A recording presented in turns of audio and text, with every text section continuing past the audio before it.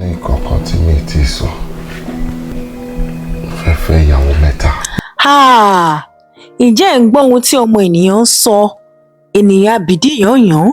Kò sí ohun tí ẹ lè ṣe láti fi tẹ́ ọmọ ènìyàn lọ́rùn o. Ọlọ́run tó ṣẹ̀dá ọmọ ènìyàn gan ò tẹ́ wọn lọ́rùn.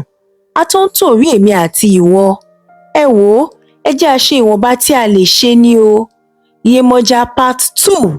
Kí ló fẹ́ ṣẹlẹ̀ nínú eré náà? Babájídé ní ìyàwó mẹ́ta ló wù òun láti fẹ́ lẹ́ẹ̀kan náà. Ìjẹ́ adùn ìyàwó ẹ̀ máa fọwọ́ sí báyìí? Ìyàwó mẹ́ta lẹ́ẹ̀kan ṣoṣo. Ìjẹ́ èmi Babájídé lè gbé e? Ṣé wàhálà ò ní ṣẹlẹ̀ lọ́jọ́ iwájú? Tó bá jẹ́ wípé torí ọmọ bíbí, ṣebí ìyàwó kan ti tó? Èwo ni obìnrin mẹ́ta lẹ́ẹ̀kan náà láti fi ṣe ìyàwó? Ènìyàn máa tètè gbàgbé àti bẹ̀rẹ̀ ẹ̀ wá. Lẹ́ni tó jẹ́ pé ó ti fẹ́ lọ pokùnso kó tó di wípé Yemoja fà á sókun. Yemoja tún fún lẹ́bùn ọmọ rẹ̀ kan láti fi ṣaya. Babájídé ń rí jẹ, ó ń rí mu, ó ń wọ aṣọ ìgbàlódé, ó ń gun ọkọ̀ ìgbàlódé, ó tún jẹ ọba tí ìran kankan ò jẹ rí. Kò tún ní ìtẹ́lọ́rùn. Ó ti gbàgbé wípé ìtẹ́lọ́rùn ni bàbá ìwà rere. Ẹni tí ó bá ní ìtẹ́lọ́rùn, òṣì kì í pa á. Ojú kòkòrò kì í jẹ́ kí ènìyàn ní ìtẹ́lọ́rùn. Ìtẹ́lọ́rùn sì kẹ̀dẹ̀rẹ́, ó ju ọrọ̀ lọ. Bí a bá ti ní ìtẹ́lọ́rùn, a ti ní ohun gbogbo. Yemoja part 2. Kí ló máa ṣẹlẹ̀? Ìjẹ́ adùn máa gba Babájídé láti ṣe ìfẹ́ inú ẹ̀, ìyẹn fífẹ́ ìyàwó mẹ́ta lẹ́ẹ̀kan náà. Àti wípé ta ni àwọn ìyàwó mẹ́ta yìí máa jẹ́? Láfikún, ìjẹ́ yóò ṣeé ṣe fún Babájídé láti ṣe ojúṣe rẹ̀ déédéé fún ìyàwó mẹ́ta tí ó fẹ́ fẹ́ pẹ̀lú adùn náà. Àfàìmọ̀ kí Babátúndé má fa wàhálà pẹ̀lú ọwọ́ ara rẹ̀ sínú ayé ẹ̀. Ìjẹ́ kò ní fa ogun àti ìdààmú èyí tí ó ju àtẹ̀yìnwá lọ sínú ayé ẹ̀ báyìí.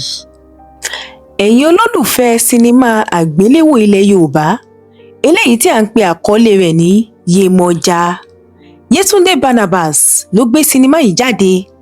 Màá ṣàlàyé bí a ṣe lè wo apá kìíní àti ìkejì nínú fídíò yìí, ẹ máa bá mi ká lọ. Sinimá yìí jẹ́ sinimá ńlá, sinimá tó kún fún ẹ̀kọ́ lọ́pọ̀lọpọ̀, sinimá tó kọjá à ń fi ẹnu ròyìn.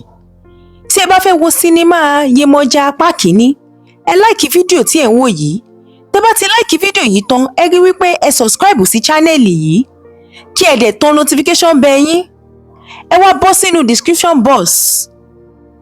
Ẹ máa rí líǹkì tó máa indicate Yemoja apá kìíní, ìyẹn part 1. Tí ẹ bá ti tẹ̀ ẹ́, ó máa gbé yín débi tí ẹ máa ti wo apá kìíní, ìyẹn part 1 ní Yemoja, lórí chánẹ́ẹ̀lì Yetunde Barnabas as the original creator. Ṣùgbọ́n tẹ́ bá fẹ́ wo apá kejì, ìyẹn part 2, nǹkan tẹ́ máa ṣe ò pọ̀. Ẹ rí wípé ẹ láìkì fídíò tí ẹ̀ ń wò yìí, ẹ subscribe kí ẹ wá bọ́ sínú comment section. Ẹ máa kọ̀mẹ́ǹtì Yemoja part 2, Yemoja apá kejì, Yemoja part 2. Ẹ dìmáàdì fún dáadáa ní comment section kí wọ́n lè mọ̀ wípé ẹ̀yin olólùfẹ́ sinimá yìí ẹ ti ṣetán láti wò ó. Ó ṣe pàtàkì kí ẹ dìmáàdì fún gidigidi gan ní comment section kí wọ́n lè tètè gbé jáde fún gbogbo wa láti wò. Nítorí náà, ẹ comment Yemoja part 2, Yemoja apá kejì, ìyẹn nínú comment section. Ẹ láìkì fídíò yìí kí ẹ dẹ̀ subscribe.